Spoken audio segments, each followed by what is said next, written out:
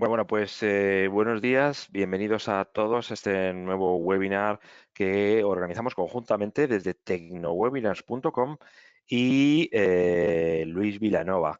Bueno, ya sabéis, Luis es uno de los principales expertos en España en todo lo que tiene que ver con certificación de software para cumplir con las nuevas normativas antifraude bueno, que se están imponiendo.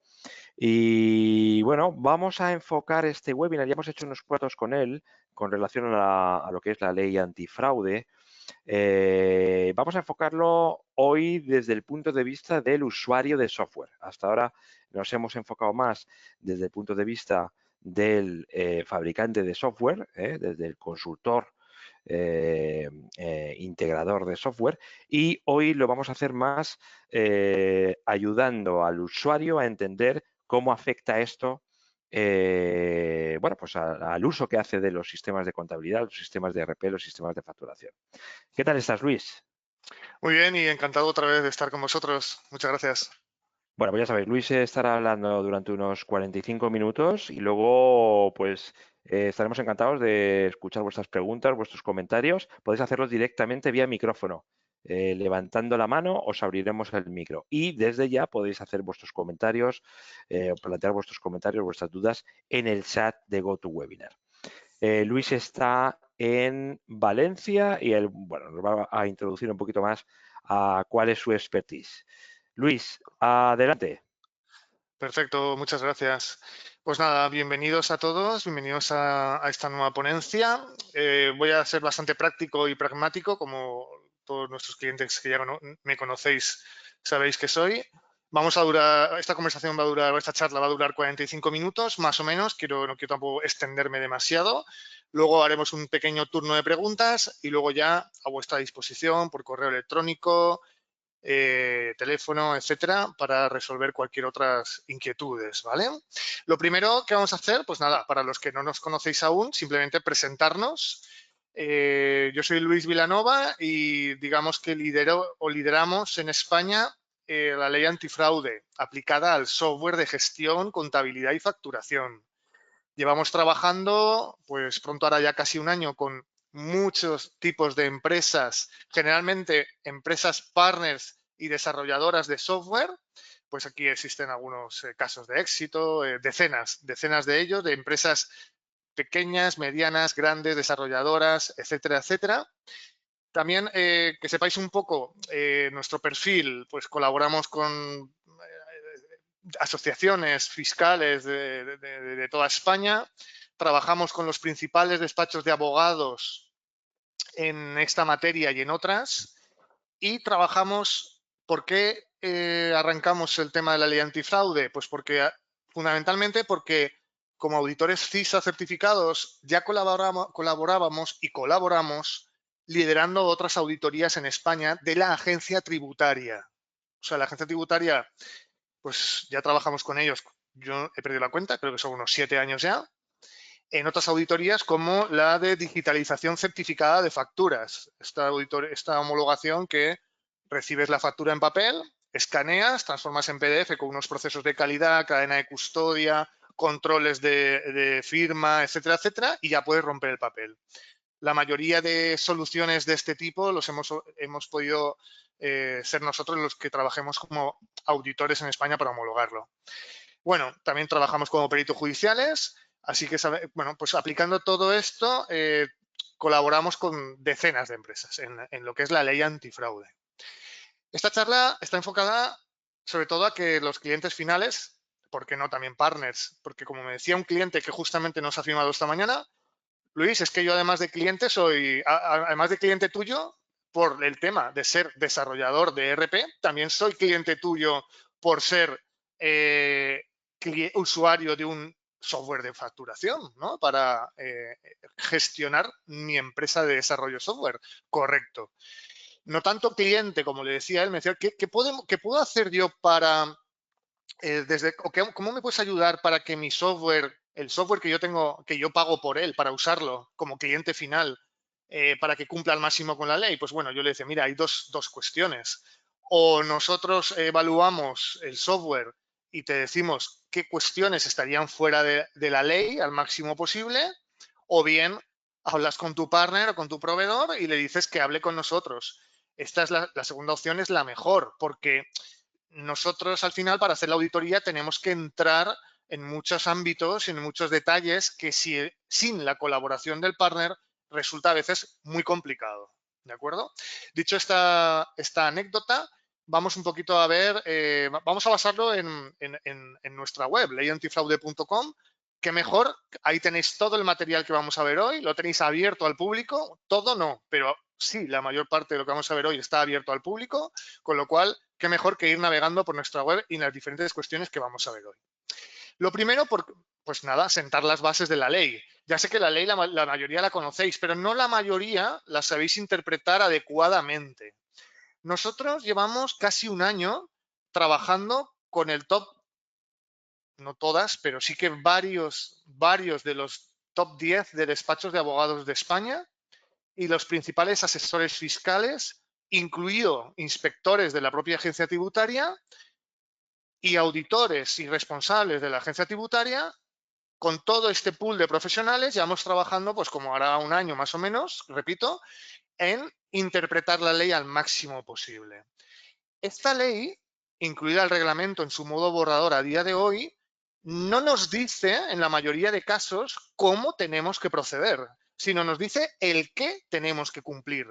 Siempre digo lo mismo en todas las charlas.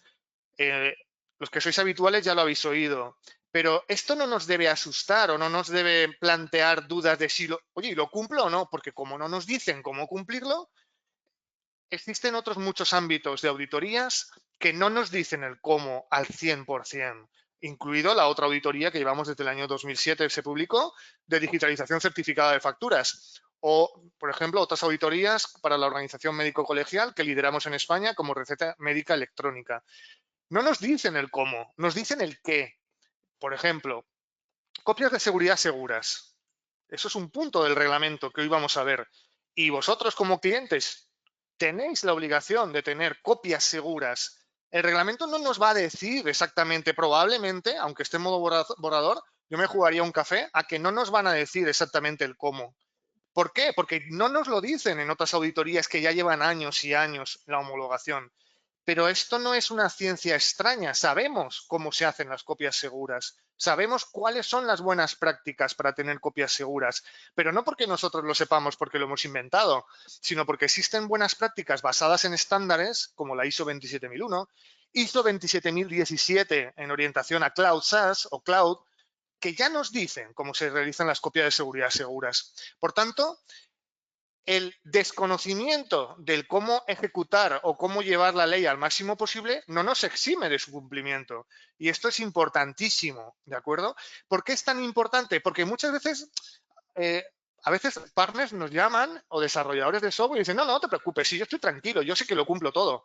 Y cuando entramos a trabajar, les desmontamos la mayoría de argumentos, porque las empresas de desarrollo son muy buenas desarrollando software. En España hay empresas top, y no tiene por qué ser el top 10 con las que trabajamos o pymes. Hay de todo tipo y tenemos muy buenos profesionales en España de desarrollo, de gestión, contabilidad, facturación, muy buenos.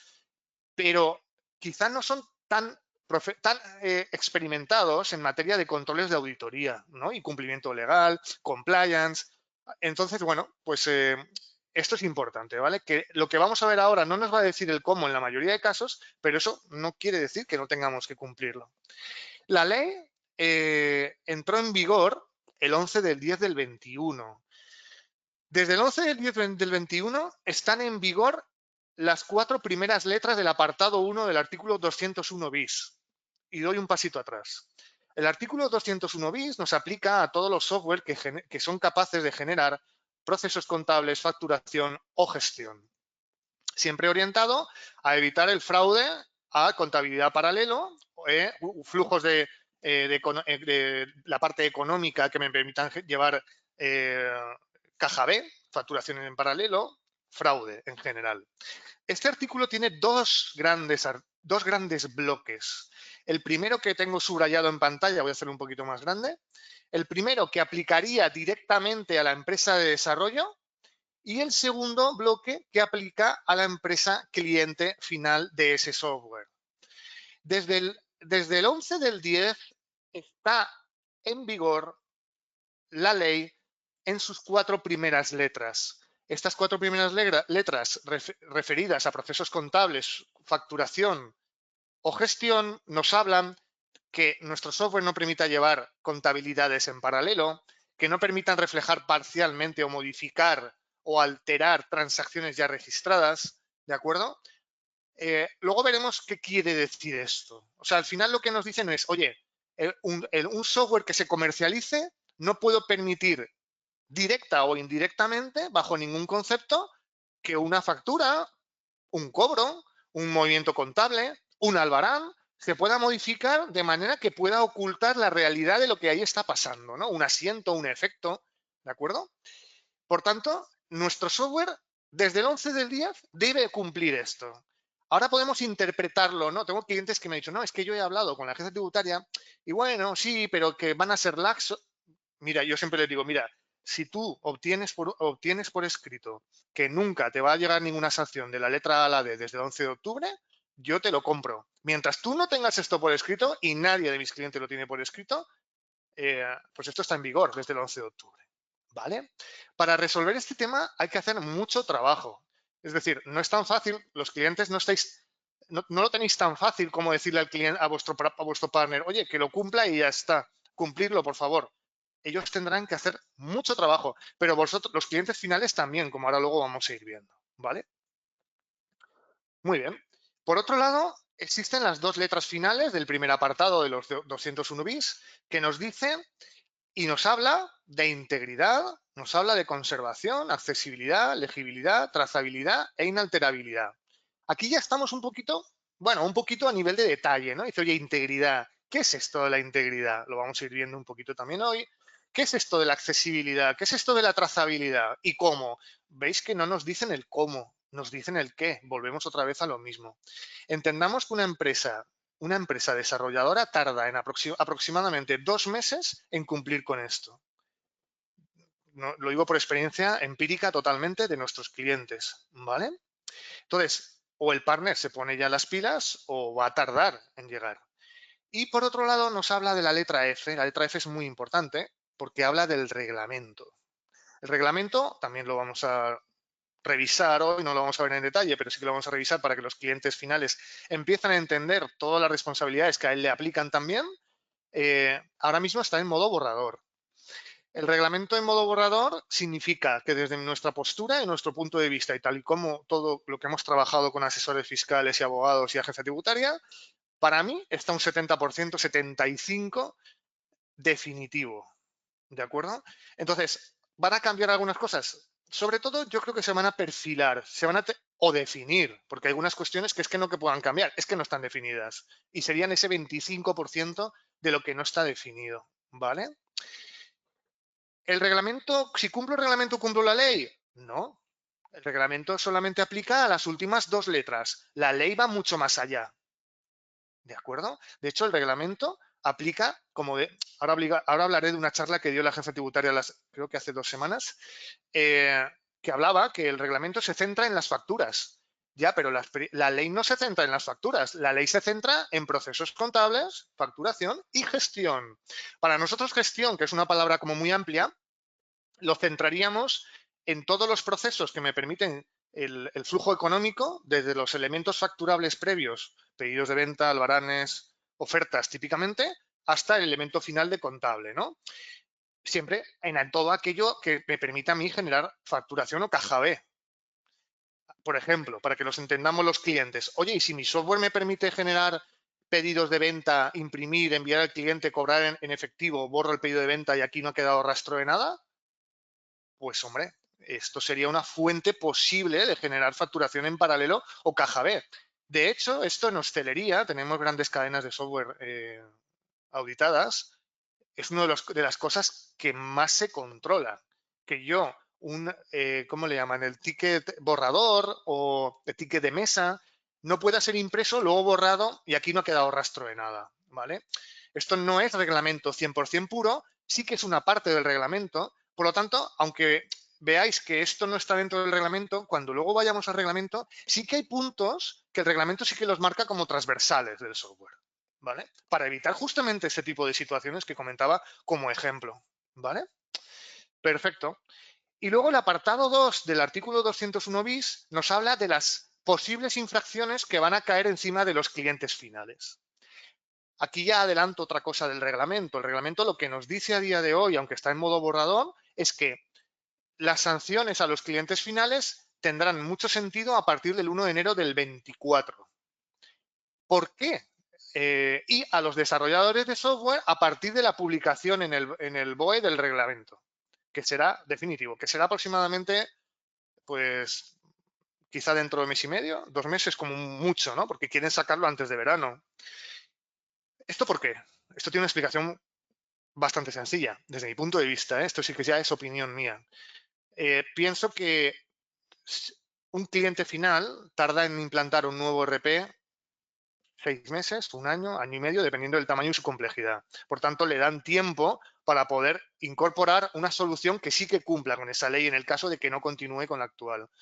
La empresa de desarrollo, pues la empresa de desarrollo tiene desde el 11 del 10 de 2021, ya tiene esto sobre la mesa, de manera que si no se ha puesto las pilas con esto es porque no ha querido, ¿vale? El reglamento está en modo borrador. ¿Podemos trabajar cosas ya del reglamento? Por supuesto. En torno a un 75% ya podemos empezar a trabajarlo. Oye, Luis, y si luego el reglamento me cambia alguna cosa, vale, estamos de acuerdo. Habrá un 5% de lo que hayas ya hecho, un 10, si me apuras, que a lo mejor tienes que tocarlo, pero tú ya tienes todo ese trabajo resuelto, ¿no? ¿Vale? Ok, perfecto. Un poco, el reglamento explicado para clientes es: no podéis usar un software o no deberíais de usar un software que no cumpla ya desde el 11 del 10 con la ley en sus 4 primeros apartados, y tenéis que ponerle las pilas a vuestro partner y proveedor porque, señores, aquí viene un reglamento complicado de cumplir, que además no me dicen el cómo, me dicen el qué, ¿vale? Y por otro lado, y no menos importante, al final el reglamento ha llegado para quedarse. Esto no es una cosa temporal, es una cosa definitiva. Esto ya aplica en Francia, en Portugal, Alemania, Sudamérica, ni entremos a hablar. Italia, otros países ya tienen su propia normativa respecto de esto. Como me decía un cliente el otro día: oye, Luis, es que resulta que la ley española y el reglamento es mucho más exigente que la italiana, por ejemplo, o que la francesa. Sí, la NF 525 de Francia es la quinta parte de la española en requisitos o en exigencias. Pues, ¿qué vamos a hacerle? Pues nos tenemos que poner las pilas ya, ¿vale? Ok, pues seguimos un poquito más. Quiero que veáis un poquito nuestro apartado de noticias, clientes finales y partners. ¿Por qué? Porque aquí vais a encontrar, pues, muchos artículos que hoy incluso nos va a servir de base para esta charla.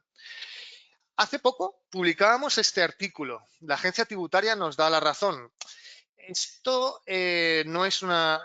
¿Qué significa esto? Significa que la agencia tributaria, de hecho aquí tenéis el enlace, realizó una charla para el periódico El Mundo, donde asistieron 2 personas muy claves de la propia agencia tributaria: director de informática, responsable de la agencia tributaria en esta materia, etcétera, explicando de qué iba esto de la ley antifraude. Primero, aquí, ¿por qué dijimos que alineados en el camino correcto? Porque al final, prácticamente todo lo que nosotros llevamos trabajando desde agosto del año pasado, julio del año pasado, está alineado con todo lo que se dice en esta ponencia. Es decir, voy a subrayar algunas cosas que ya me voy adelantando de lo que vamos a ver posteriormente. Ellos dicen: oye, está claro que el nivel más seguro, que eso también podríamos llegar a entrar a discutir, con todo el respeto de los responsables de la agencia tributaria de esta materia, podríamos entrar a discutirlo, pero ellos dicen: para nosotros el sistema más seguro es que cada vez que yo emito un ticket o una factura, automáticamente se comunica con la agencia tributaria. Esto, cuidado con esta afirmación. Luego ya entraremos. Yo soy perito judicial, trabajo en muchos juicios. ¿Cómo podemos saber que una factura no se ha alterado antes de la comunicación online, por mucho que sea en tiempo real? Cuidado con este punto. Y la segunda cuestión muy importante es que el reglamento y la ley no exige de un auditor externo que se preocupe y que firme que este software cumple con la ley y el reglamento. Esto, algunas empresas de desarrollo pueden decir, pues qué bien, ¿no? Porque así no tengo que entrar en un coste o no tengo que colaborar con un auditor externo. Yo me hago mi declaración responsable. La declaración responsable es que el partner se autoproclama como responsable del cumplimiento de toda la ley y del reglamento. O sea, lo voy a decir de otra manera, toda la responsabilidad de todo lo que ocurra va a recaer en la empresa desarrolladora. Esto queda claro, ¿no? Toda la responsabilidad recae en la empresa desarrolladora. Esto no es siempre así. En otras auditorías, como la de digitalización certificada de facturas, donde nosotros escaneamos facturas, se obliga a la intervención de un auditor externo como nosotros para que primero ayude a la empresa a cumplirlo y segundo, nosotros firmamos y nos mojamos, entre comillas, nos comprometemos a que ese software cumple con la ley al máximo posible para obtener la homologación. Así que si alguno piensa, si alguna empresa de desarrollo ha pensado que es perfecto porque no tengo que contar con ninguna empresa externa tercera, para mí es un absoluto error. Porque significa que si tú no cuentas con un auditor que ha auditado como nosotros o como otros, que han auditado decenas y decenas de software como este, pues te estás tú responsabilizando de todo lo que ocurra. Y cuidado, porque con el cumplimiento del reglamento y de la ley entran muchas cosas en juego. Entran cosas en materia de cláusulas de contrato con clientes, o sea, legal, compliance. Entran cuestiones de desarrollo de software, programación, diseño. Entran cuestiones de arquitectura de sistemas y ciberseguridad. Sistemas, ciberseguridad. Entran cuestiones de negocio. ¿Cómo hago que mi aplicación de la ley y del reglamento además me permita seguir comercializando mi producto, evitando la pérdida de clientes, la huida o salida de otros potenciales clientes en pro de otros? O sea, esto es un problema transversal, no es un problema vertical del departamento de programación, ¿vale? Esto es muy importante. Pues nada, yo os invito a que leáis a los clientes, os invito a que leáis este tema, esta noticia. Aquí está el enlace al vídeo de su ponencia. También muy importante, aquí en la ponencia se dice, primero, reafirman lo que nosotros estamos diciendo de que es muy complicado que un software cumpla con todas las cuestiones de la ley. Ellos mismos lo dicen. Segundo, dicen que ellos recomiendan la comunicación en tiempo real, o sea, para la empresa desarrolladora, obligatoriedad de implementar ese proceso de comunicación en tiempo real. Cliente final, tendrás que obligar a tu partner a que esa funcionalidad la tenga, pero ojo, dicen que no van a obligar, al menos de momento, a que los clientes usen esa funcionalidad. O sea, que si yo la tengo en mi software, pero no quiero usarla porque me resulta incómoda, poco productiva o cualquier cuestión, yo seguiré necesitando un producto, un software que cumpla con la ley igualmente. Antes hablaba con Daniel, el organizador de esta ponencia, y le decía, mira, yo trabajé en una de las más importantes empresas de perfumería, con más de 300 perfumerías en España. Allí llegábamos hasta cronometrar el tiempo que tardaba en imprimirse el ticket de venta. ¿Por qué? Porque en picos de venta, en campañas de San Valentín, Navidad, a lo mejor tenían 500 clientes, 500 tickets al día. Si el tiempo medio de impresión hubiera sido 1 minuto, 50 segundos, hubiéramos hundido el negocio. Entonces, cuidado con la comunicación en tiempo real, porque yo sé y tengo clarísimo que a no ser que se haga obligatoria y esto sea una revolución, muchísimas empresas no van a optar por ello. Hablamos de bares, restaurantes, ferreterías, ópticas, todo tipo de sectores, ¿no? Imaginémonos en este caso de la perfumería, que de los 5 segundos que llegamos a optimizar la impresión ticket, ahora se convierta en 1 minuto. Le hemos hundido el negocio en picos de campaña, ¿vale? Muy bien, pues un poquito era esto de este artículo que los clientes tenían que saber, ¿vale? Otra de las cuestiones que me gustaría que los clientes conozcan, y por supuesto los partners, aunque para eso ya hay otros webinars que damos, son los niveles sancionables. Es decir, Nosotros esto lo hemos trabajado con varios despachos de abogados y al final a veces me llama algún cliente, alguna empresa de desarrollo, y me dice, Luis, además directamente a veces alguno me ha dicho esto, ¿eh? Oye, Luis, yo ya dejo trazabilidad, ya cumplo con la ley, ¿no? Yo creo que el problema es que hay un desconocimiento, ¿vale? Y esto no es risa, o sea, esto es una cosa muy seria de una ley que nos va a aplicar a todos transversalmente, no llegar a ese conocimiento profundo de lo que nos implica, ¿no? Entonces, obviamente no, obviamente cumpliendo solo con la trazabilidad no cumplimos con la ley, ya lo hemos visto la ley, hemos visto el reglamento, no hemos visto el reglamento, lo hemos comentado un poco, luego lo veremos más en profundidad. Hemos visto las dimensiones de auditoría, de integridad, trazabilidad, legibilidad, accesibilidad, etcétera. Y quería parar aquí para comentar si tuviéramos que clasificar las 3 posibilidades de sanciones que tiene un software, pues lo clasificaríamos en estas 3 categorías, ¿no? Esto está trabajado con despachos de abogado, no es ciencia infusa, ¿no? Que sale aquí de repente. El nivel 1 para nosotros sería lo que le llamamos intencional.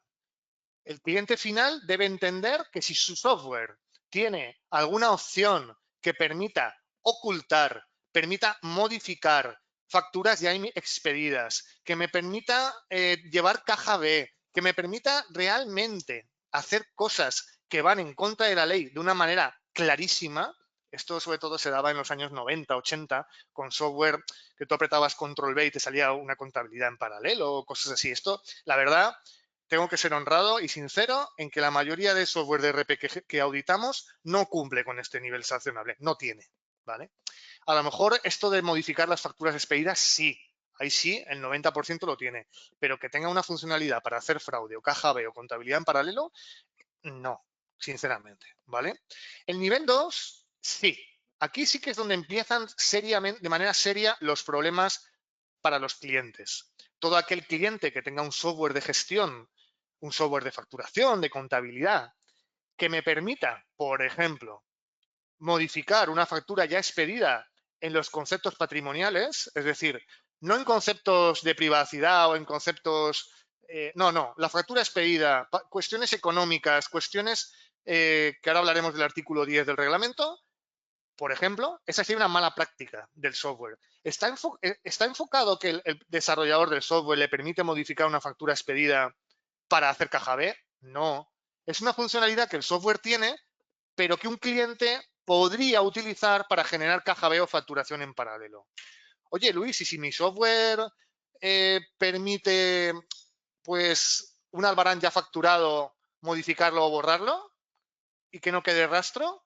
¿Eso es una mala práctica? Obviamente. ¿Está pensada para la facturación en paralelo? No. Por tanto, estaría en el nivel 2. Tengo un cliente que me decía, Luis, me han pedido, el otro día a su vez, uno de sus clientes tuvo una inspección y le pidieron el listado de cambios de precio de un artículo. Listado de cambios de precio de un artículo. ¿Esto está orientado a caja B o facturación en paralelo? No. ¿Tengo que traer trazabilidad en el software? Sí. Ya está. ¿Vale? Y el nivel 3. El nivel 3 aún estamos un poco avanzando en la complejidad, ¿no? El nivel 3 es el más complejo. Significa que un software pueda no tener controles que le impidan a un cliente final hacer cuestiones fuera de la legalidad.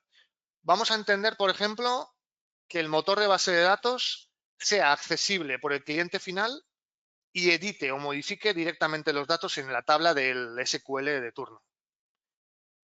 Esto es una ausencia de un control de seguridad y, por tanto, estaría en el nivel 3. Y aquí introduzco para los clientes finales una recomendación y me van a permitir que la haga, ¿no? Si yo tengo que elegir entre una solución o entre una implantación, porque las soluciones a veces on-premise también se pueden instalar en cloud. Todo lo que sea llevarlo a cloud bajo el control del partner siempre será más seguro.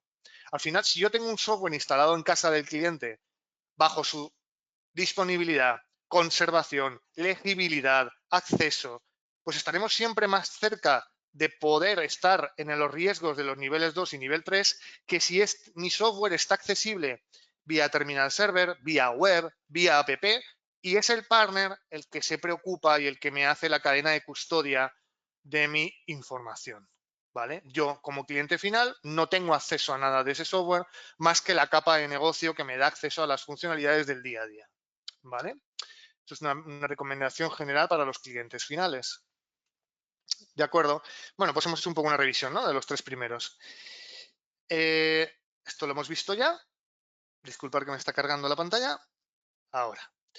Quería pasar por aquí, ¿no? Se publicó también un artículo donde se subrayaba que en 2022 la agencia tributaria se iba a enfocar en el control de la sanción y vigilancia del software de doble uso para autónomos, pymes, etcétera, etcétera. Esto salió el 1 de febrero, me parece, o por final de enero. O sea, esto no es algo que suena, esto ya son temas de la agencia tributaria, de comunicaciones, charlas, ponencias de la propia agencia tributaria. Esto ya va en serio, ¿vale? Y va en serio, desde el 11 de octubre, pero los clientes y empresas de desarrollo, pues como lo veíais un poquito a lo lejos, nosotros hemos seguido empujando este tema, comunicando, evangelizando, ¿vale? Uno de los puntos que quería comentar es, existen empresas que gestionan el kit digital. Si nosotros podemos llevar el nuevo producto a un nuevo contrato, quizás quizá podría entrar en lo que es el kit digital, porque podríamos estar hablando quizá de un producto totalmente nuevo, quizá de un contrato completamente nuevo, y quizás podríamos embarcarnos en que todo el esfuerzo que estamos haciendo con la auditoría y los desarrollos y cambios que vais a hacer puedan entrar dentro del kit digital. Esto lo dejo aquí, no voy a entrar en profundidad porque yo no soy un experto en kit digital, pero abro la posibilidad y nosotros os pondríamos en contacto con una empresa que gestiona estas ayudas, ¿vale? Otra de las cuestiones que me gustaría comentar es un artículo que hicimos de las 5 recomendaciones a tener en cuenta. Aunque este artículo es más antiguo, fijaros que es del 22 de noviembre, la mayoría, o por qué no decir, todas siguen en vigor, ¿vale?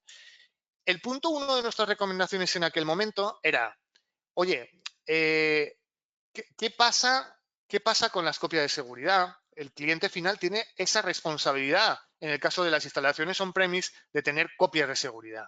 ¿Cómo tener transacciones seguras? Pues el cliente final tiene que exigirle al partner que le asegure que sus transacciones son seguras y que no pueden ser modificadas a la ligera.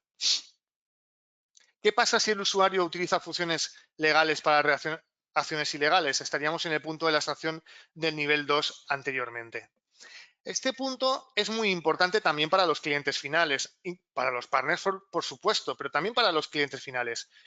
Lo normal es que si yo tengo una versión que no estoy pagando mantenimiento, ni evolutivo ni correctivo, no tengo un contrato con el partner, no tengo nada. Hace 3 años que me desvinculé de él y sigo con un software hace 3 años, dado que la ley no tiene un carácter retroactivo, tendré que actualizarme a una versión que cumpla con la ley, ¿vale? Ok, simplemente pasar por encima de este tema porque creo que era importante para todos. Luego, vamos a entrar en una zona privada que nuestra web tiene solamente para clientes. Nosotros trabajamos para nuestros clientes, me refiero, que generalmente son empresas de desarrollo, y vosotros como clientes finales o como empresa de desarrollo, pensad la de ventajas que tiene lo que os voy a explicar ahora. Uno de los documentos que hablamos aquí se llama checklist. ¿Qué es el checklist?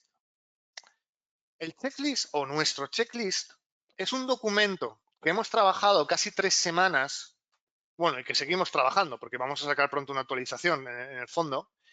Lo que hemos hecho aquí es, hemos cogido el reglamento y hemos puesto en columnas los requisitos que nos marca el reglamento y qué opinamos nosotros de cómo la empresa de desarrollo tendría que resolverle al cliente este problema o qué tendría que hacer el cliente para resolver estos puntos que directa o indirectamente algunos le aplican a él.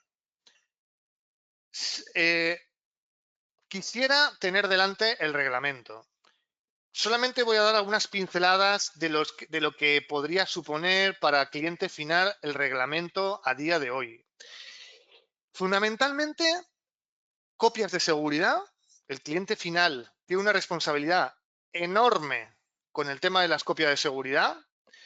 Recordar que decía antes, muchas veces la ley no nos dice el cómo, sino solo el qué. En el artículo 14 del reglamento, en modo borrador, nos habla de copias seguras.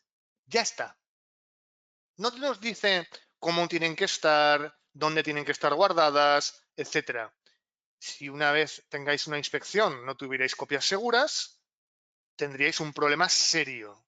Y voy a contar una pequeña anécdota que me decía un software de hostelería. Me decía, Luis, es que hasta hace poco era más barato para una cadena de restaurantes decir, no tengo la copia, se me ha roto, que, que pagar la sanción. Esto se ha acabado, esto ya no va a ser así.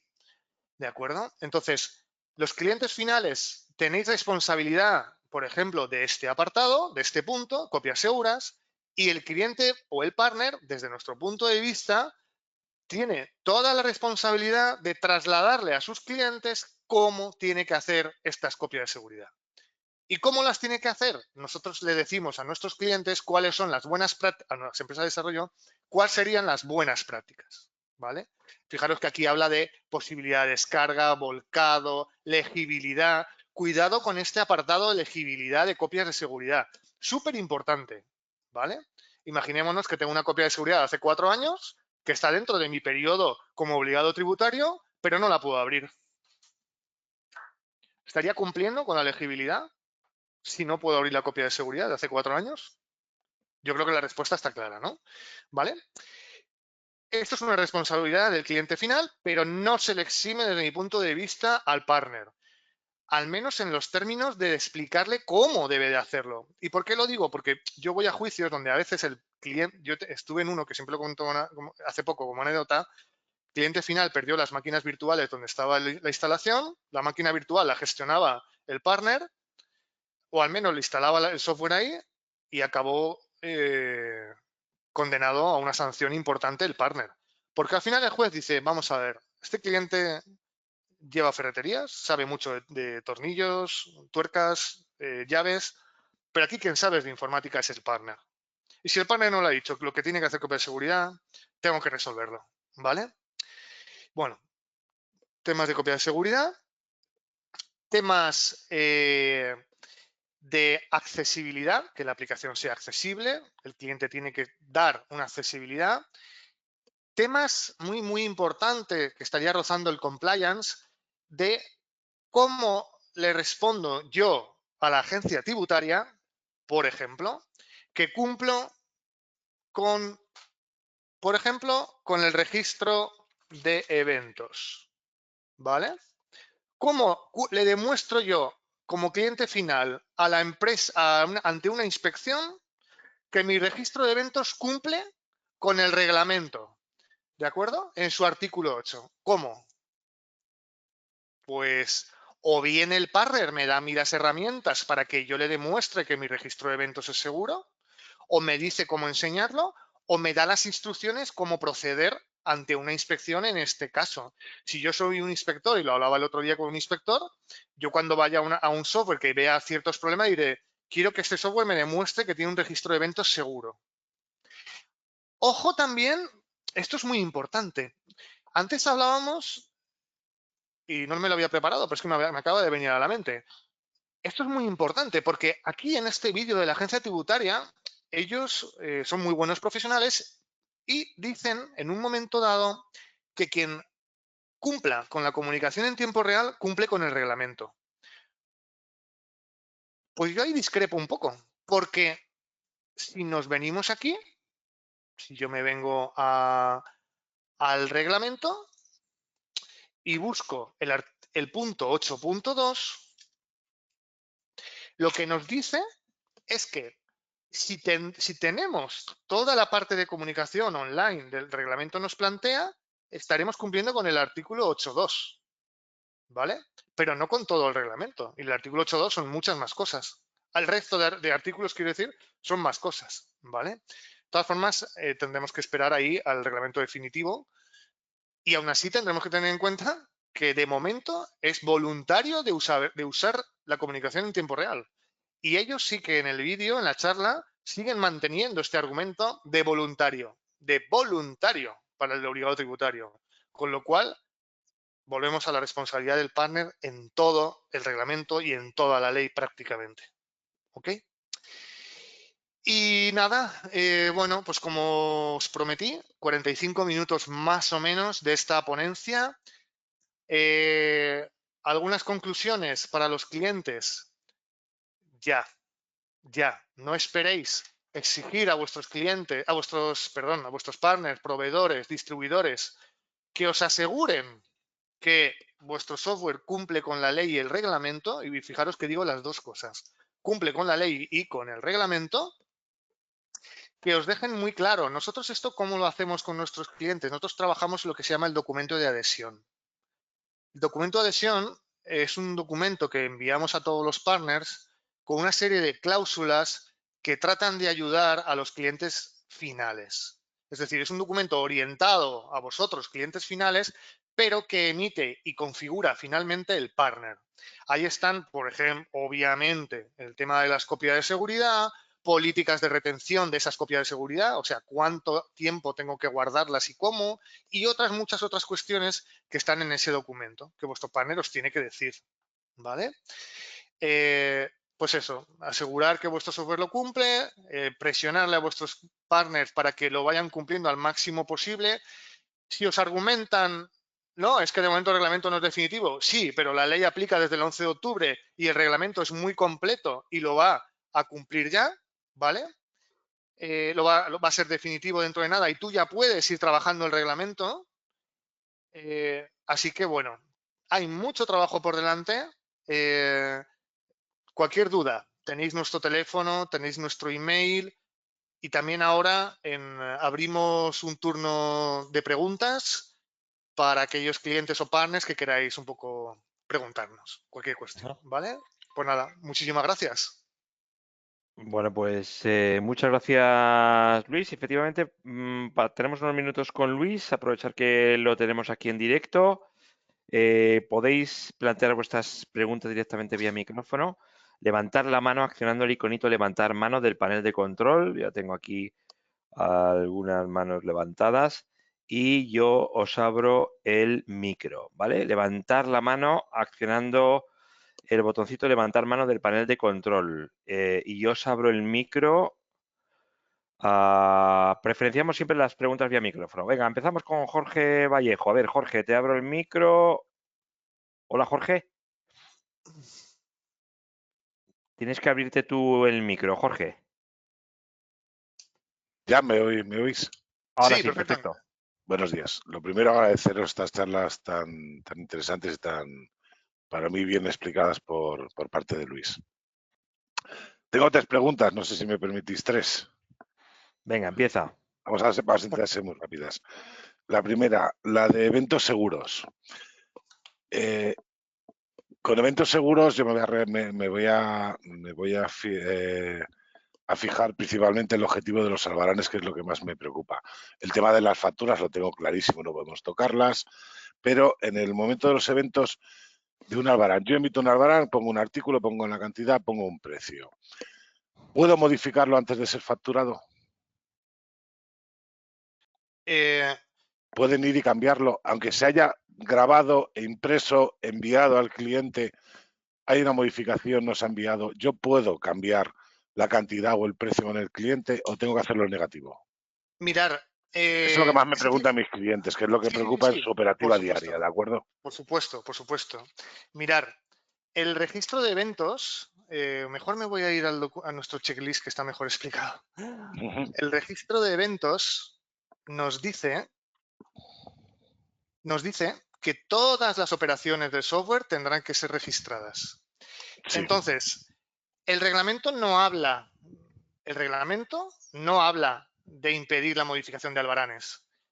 La ley tampoco me dice la imposibilidad de modificar los albaranes. Lo que nosotros te recomendaríamos si trabajáramos juntos sería cómo cumplir la ley con estas operaciones que nos estás diciendo de albaranes. Obviamente eso forma parte de la colaboración con nuestros clientes finales. No te puedo trasladar sin entender cómo es vuestro software, qué funcionalidades tiene, entrar ahora a resolverte una funcionalidad concreto dentro sin saber el perímetro de tu aplicación, sin saber qué tienes en tu aplicación, sin saber a qué sector va o qué se puede hacer o no con tus albaranes, yo no te voy a responder ahora. Lo que sí que te digo es, al menos la trazabilidad de todo lo que tú has hecho con eso debería estar de forma segura. Ahora, ¿cuándo puedo y no puedo? ¿Y qué puedo hacer? ¿Y qué otras medidas, Luis, me vas a recomendar? Eso no es objeto de hoy de la charla, ¿vale? Eso lo guardamos para nuestros clientes, obviamente. Lo que sí que te digo, trazabilidad completa de todas las operaciones. Y O sea, trazabilidad segura. tal usuario, desde tal máquina, tal hora, tal día, el registro que hizo. O que cambió. Dato anterior y dato nuevo. Artículo 8.4. Punto 8.4 del artículo 8 de la ley. Trazabilidad completa. De acuerdo. Segura. Y ¿Vale? cuando dice segura es que la tengo que encriptar. Eso formaría parte de la colaboración que pudiéramos hacer en algún momento. No voy a poderme ahora explicaros cómo se hace una transacción segura, porque hay tantas formas de hacerse. Vuestra web, esta base de datos está local on-premise, está en cloud, utiliza Oracle. Por ejemplo, Oracle tiene tablas inmutables. He dicho una marca, no me gusta decir marcas. Utilizamos tablas inmutables, utilizamos una solución cloud para registro solo lectura, utilizamos... No, ahora no es el momento. No podemos intervenir sobre. De acuerdo. Pues con la última exposición, ya la última pregunta te la voy a evitar porque no me vas a contestar. Vale, pues nada, eso, un poco, al final, lo que sea de detalle de, oye, Luis, ¿qué hago para hacer resolver esto? Eso no es el foro, hoy no es el foro. No, Esto a es ver, un poco... es que a mí lo que me preocupa es, o lo que no llego a entender, que al final pues, contrataré vuestros servicios, lo tengo bastante claro en cuanto me lance, porque nosotros tenemos nuestro propio RP de gestión y contabilidad, pero tengo más de 15 desarrollos hechos para cada cliente, específico para la actividad de ese claro, cliente, a medida, pura y dura, ¿de acuerdo? Y tengo un par de ellas que están en empresas cotizadas por IBEX 35, donde ya estamos con sus departamentos de IT y jurídicos para hacerlo. Pero como al final la responsabilidad también cae sobre mi empresa, pues en esa parte quiero contrataros para que me aconsejéis si realmente lo que me está indicando el cliente es lo correcto. A ver, sí, lo que sí que te puedo decir, claro, porque no quiero contestarlo, y no solamente es un tema comercial. Aquí al final, nosotros lo que hacemos, eso es un ejemplo, un informe real, ¿vale? De clientes, Sí. porque está anónimo. Nosotros, es obvio que lo que hacemos es una evaluación de riesgos. Al final, tenemos que hacer una valoración de riesgos de vuestro software. Uy, me salió aquí una noticia de alguien. Lo que nosotros tenemos que entender es la globalidad de vuestro producto, es decir, oye, todos los casos de uso que tiene vuestro software que afectan a la ley, luego una evaluación preliminar de fortalezas y debilidades en el cumplimiento de la ley y una evaluación de riesgos. ¿Por qué digo la evaluación de riesgo? Porque muchas veces los riesgos, yo soy experto en evaluación de riesgos, y los riesgos, no existe solo un control que me resuelve o me reduce. La mayoría de riesgos, a no ser que tengamos una solución blindada en cloud, que el cliente no tiene acceso a nada y además yo tengo unas medidas tremendas de seguridad, no se van a dar con un único control, sino que van a ser más de un control los que entre todos, tendré un control principal y otros que se llaman controles compensatorios. ¿Por qué? Porque a lo mejor yo tengo un control que me calcula un hash de un registro seguro, pero tengo un control compensatorio como podría ser copia de seguridad segura, si no voy a explicar el cómo. ¿Por qué? Porque entre los dos reduzco al máximo posible, la posibilidad de que ese riesgo desaparezca y, por tanto, cumplo la ley al máximo. Y siempre en las charlas orientadas a los partners, que esta no es, bueno, o es, o no es, no sé, hablo de la ciberseguridad. Yo soy experto en ciberseguridad y sabemos que en ciberseguridad no existe el riesgo cero, nunca. Un banco, el que se os ocurra en la mente, que recientemente ha tenido un ataque. ¿Cuánto dinero utiliza un banco en su materia de ciberseguridad? ¿Y qué le pasó recientemente a uno de los bancos más importantes con un virus WannaCry? Y es un banco, es una entidad financiera cuyo porcentaje de inversión en ciberseguridad es enorme. Imaginémonos aquí un partner desarrollador, por mucho que tenga empresas del IBEX, al final, en materia de seguridad, pues tendrá un porcentaje a la ley antifraude tendrá un porcentaje. Pero obviamente, riesgo cero de incumplimiento de la ley antifraude, yo no lo voy a garantizar, ni nadie lo va a garantizar. Ni siquiera con el reglamento, porque, perdona que me extienda en esto y No, adelante. reitero lo que he dicho antes. La suerte que tenemos en otras auditorías, que sí que exigen al auditor, y esto se lo he pedido ya a la agencia tributaria, es que un auditor esté metido en el medio. Porque en la digitalización certificada de facturas en papel, no es que solamente estemos nosotros como auditor de esa solución de escaneo, sino que además yo le envío el cliente envía nuestros documentos a la agencia tributaria, los 5 documentos para obtener la homologación, y ellos, allí, hay un auditor que dice, es correcto. Y entonces tienes como la comprobación del cliente, mi comprobación como auditor y un check que además la agencia tributaria dice, y yo como agencia tributaria digo que es correcto.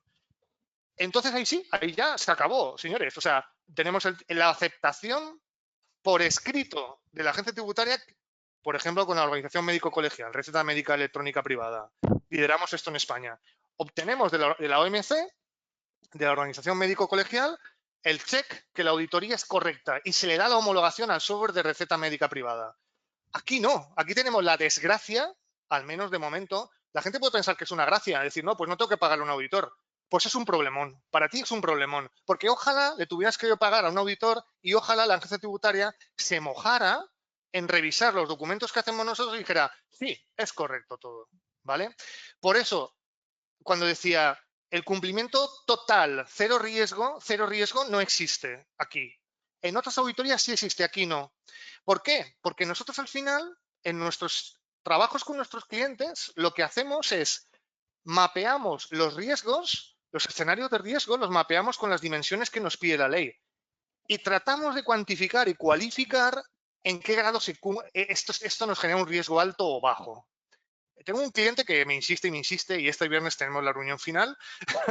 Me dice, Luis, quiero que me digas si lo cumplo o no lo cumplo. Digo, mira, yo nunca te voy a decir si lo cumples o no lo cumples, del 1 al 10. No existe esto. O sea, yo te voy a decir, tu riesgo residual de incumplimiento de la ley es muy bajo. La cumples al máximo posible.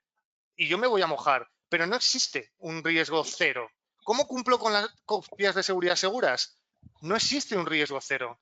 Ahora bien, si yo cumplo con las buenas prácticas que yo te voy a decir, obviamente estás cumpliendo con las copias seguras. Porque al final, ¿esto en qué se traduce? ¿Se traduce en qué? ¿A mí qué me preocupa? Me preocupa una inspección. Y me preocupa un posible juicio. Yo siempre lo llevo al juicio esto. Y si yo en el juicio le demuestro al juez, mire, en las copias seguras, yo como partner, en el documento de adhesión, en adenda al contrato o en el contrato, le he dicho, tienes que hacer las copias así, distribuidas así, ta. Perfecto. Y encima el juez va a decir, oiga, si usted ha hecho copias, todas estas copias, no se le puede exigir más. Otra cosa no, mire, yo como partner se lo he dicho al cliente, pero es que el cliente no lo ha hecho. Y ahora viene y la sanción recae sobre él. Pues oiga, vale, un poco este es el enfoque. Entonces, nada, pues eso, encantado de poder optar a colaborar con vosotros. Última pregunta, que no sé si me puedes responder en este hilo. No, creo que es fácil. De acuerdo, se hace una auditoría, vosotros con vuestra experiencia, nos analizáis todo el software. Finalmente, la agencia tributaria va a exigir una certificación que al final tengamos que ir, pues como una ISO 27001, 9001, que una empresa certificadora autorizada por la agencia tributaria va a verificar nuestro software y nos va a dar un numerito que nos va a decir que ese software es correcto, adaptable y admisible por la agencia tributaria o no. Esa pregunta es muy buena, porque Gracias. ¿sabéis lo que ocurre? Como repito, la auditoría de digitalización certificada, la auditoría de receta médica privada electrónica, en las dos Tanto la agencia tributaria como la organización médico colegial nos da tanto un OK como una referencia, en la agencia tributaria nos da una referencia y nos dice tu software homologado es el código 483B27, ¿vale? Para siempre. Bien. Aquí no. Aquí nosotros aquí existe, perdón, este no es, me equivoco. Aquí lo que nos plantea, perdón, es que estoy hablando a la vez y me cuesta, aquí. Lo que nos plantea la agencia tributaria en el reglamento, que por cierto el reglamento lo tenemos aquí y podemos buscar declaración responsable. Declaración responsable nos habla que volvemos otra vez, y no es por alarmar a las empresas de desarrollo, volvemos otra vez a tú como empresa de desarrollo tienes toda la responsabilidad de lo que ocurra. ¿Por qué? Porque tú vas a firmar una declaración responsable que se denomina artículo 7. Tú vas a firmar una declaración responsable diciendo que tu software cumple con la ley y el reglamento. Y es una autodeclaración. Esto también existe en la francesa, la NF525. También existe una autodeclaración responsable donde yo, como empresa de desarrollo, me autodeclaro responsable de todo lo que ocurra. Y no, en este caso no nos dan un número, al menos de momento. ¿Y por qué digo de momento? Y lo vas a ver el por qué. No me quiero extender mucho, pero sí que creo que vale la pena hacer aquí un pequeño comentario. Si no, me voy a ir a mi checklist porque es que prefiero irme a mi checklist. O sea, mucho mejor que el reglamento en algunas cosas. No quiero decir eso. El artículo 10 y artículo 11 me habla del formato de las facturas emitidas, tanto facturas ordinarias, simplificadas, rectificativas, que sería el artículo 10, como las facturas anulativas del artículo 11. Y me especifica en estos artículos aquellos campos que la agencia tributaria está preocupada porque yo controle. ¿Vale? ¿Esto por qué lo hacen? Lo hacen porque dicen, oye, de hecho hay un punto que dice en el checklist también lo tenemos explicado.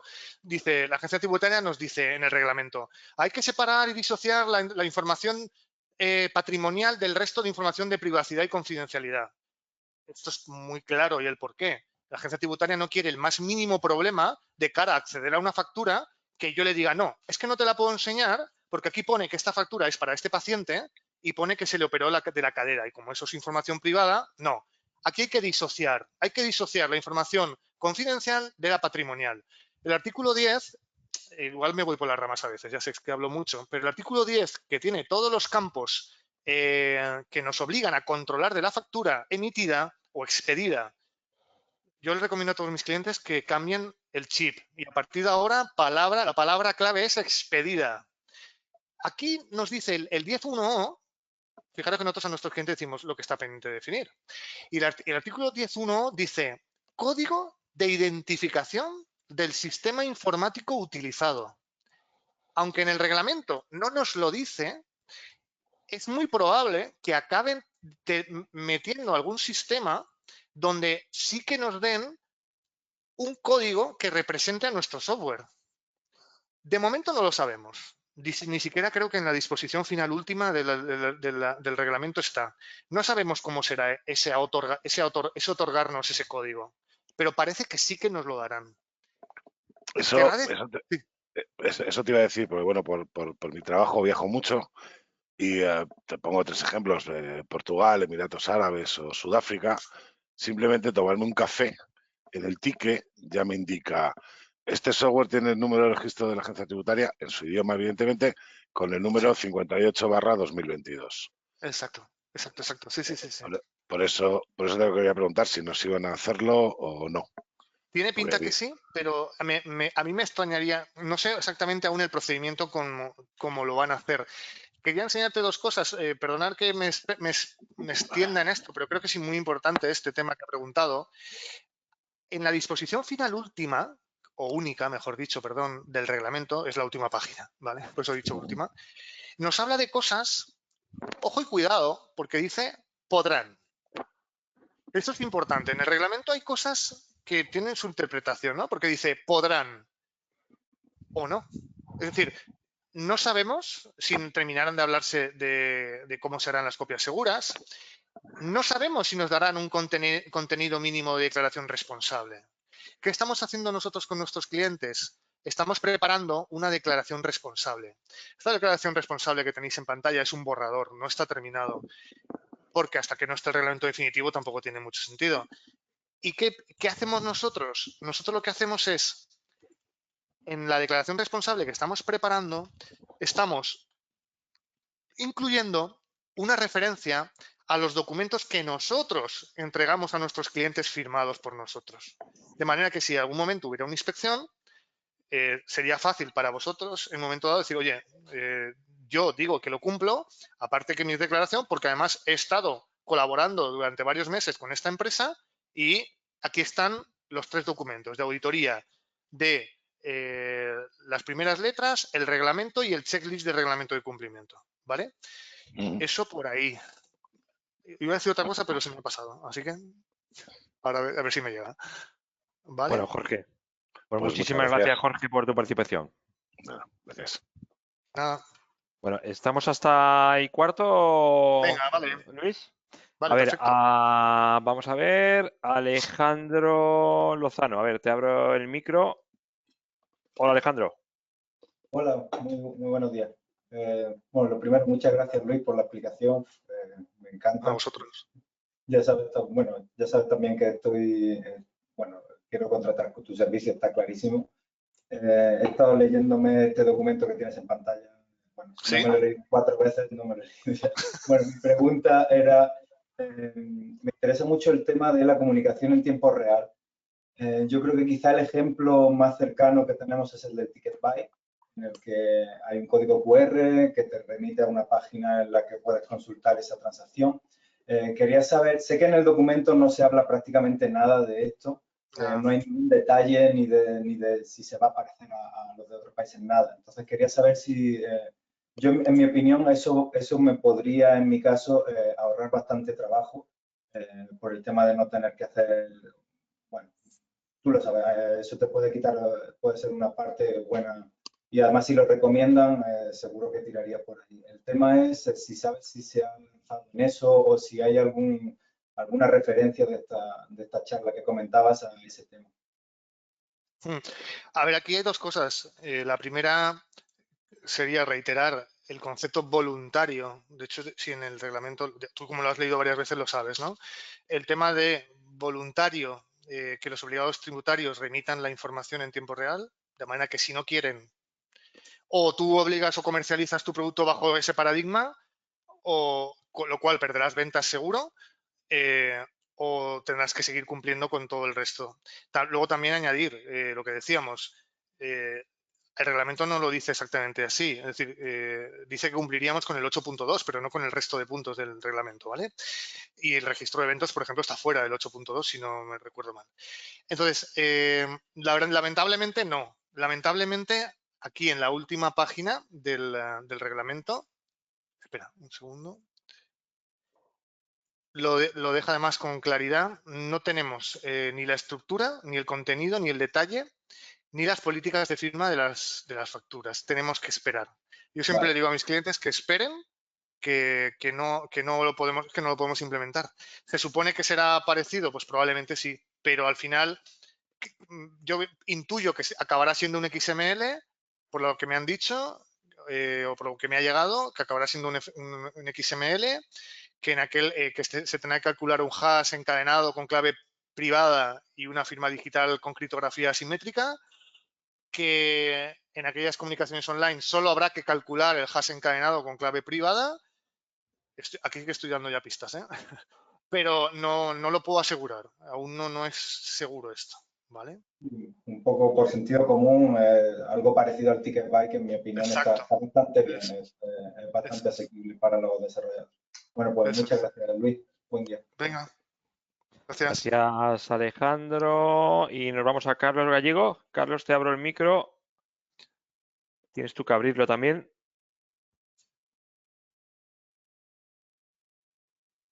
Carlos, tienes que abrir el micro tú mismo. Ahí en el GoToWebinar abres el micro.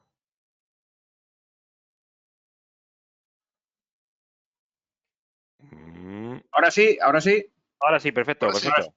Eh, Cógelo. pregunta rápida de hacer y supongo que no muy rápida de contestar. ¿Qué pasa con las miles de empresas que facturan directamente a través de una web, de un sistema web de estos que ya vienen hechos como un PrestaShop, un WooCommerce, etcétera? Pues ahí es complicada, efectivamente la pregunta es compleja, porque me la han hecho también en otros seminarios, pero la respuesta sigue siendo la misma. Al final, tendrá el partner, por un lado, si te la implanta un partner o un proveedor, tú deberías de exigirle al partner o proveedor que te asegure que esta solución cumple con la ley y con el artículo. Ya sé que estas soluciones se pueden contratar directamente, a veces en cloud directamente, en cloud SaaS. O sea, cojo la solución, pago 20 euros de licencia al mes, como el que hice, o 100, y lo tengo funcionando. Tú tendrás que exigir, al final detrás habrá un partner, hay un distribuidor, alguien ahí. La otra pregunta, oye, ¿y si me descargo yo el código fuente, cómo pasa? Me descargo yo la versión gratuita de tal RP, no voy a poner nombres, que es gratuita, y me la instalo, pues entonces tú eres el responsable de asegurar que esa solución cumple con la ley. No, resulta que esa solución ya publicita en su web que cumple con la ley.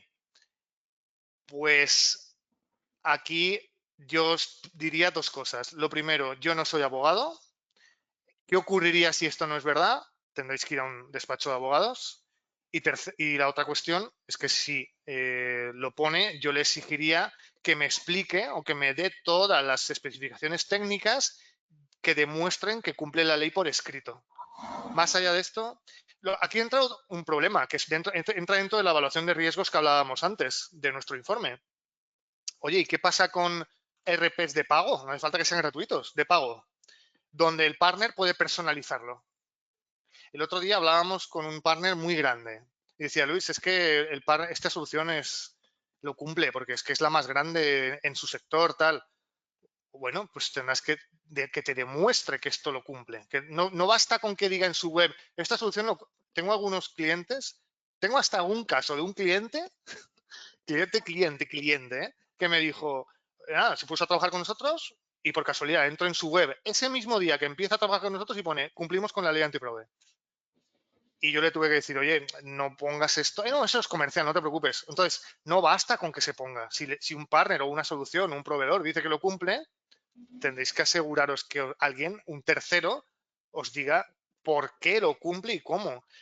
Otra cosa es las empresas, que esto entra dentro también de las empresas que dicen, yo fabrico botellas y tengo mi propio departamento de informática que me hace mi software de gestión. Esto pasa.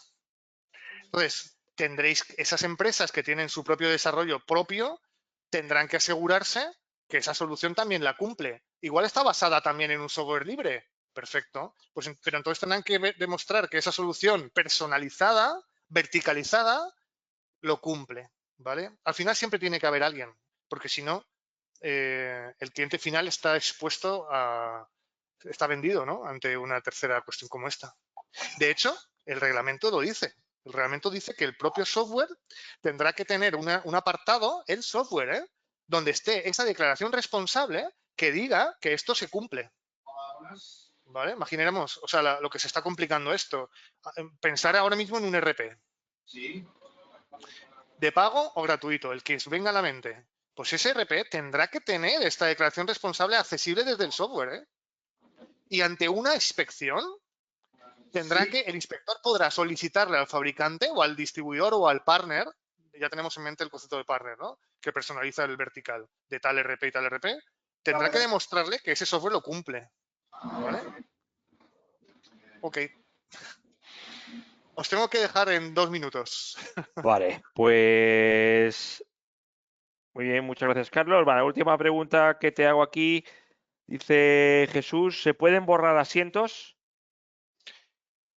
Esta es otra de las preguntas que, como me ha hecho uno de los potenciales clientes, yo no puedo responder directamente desde aquí. Es decir, la ley no nos dice que no podamos borrar asientos. No nos dice directamente eso. ¿Bajo qué condiciones y cómo los puedo borrar? Eso forma parte del trabajo que hacemos con nuestros clientes, ¿vale? Ok. Pues muy bien, Luis. Oye, muchísimas gracias por tu tiempo y nada, hasta la próxima. Venga, un abrazo a todos. Gracias. Muchas gracias a todos. Hemos estado casi 90 personas en directo, 150 registradas. Estar muy atentos a próximos webinars de Luis Vilanova porque siempre tiene cosas muy interesantes que decir. Un saludo y hasta la próxima. Adiós. Adiós.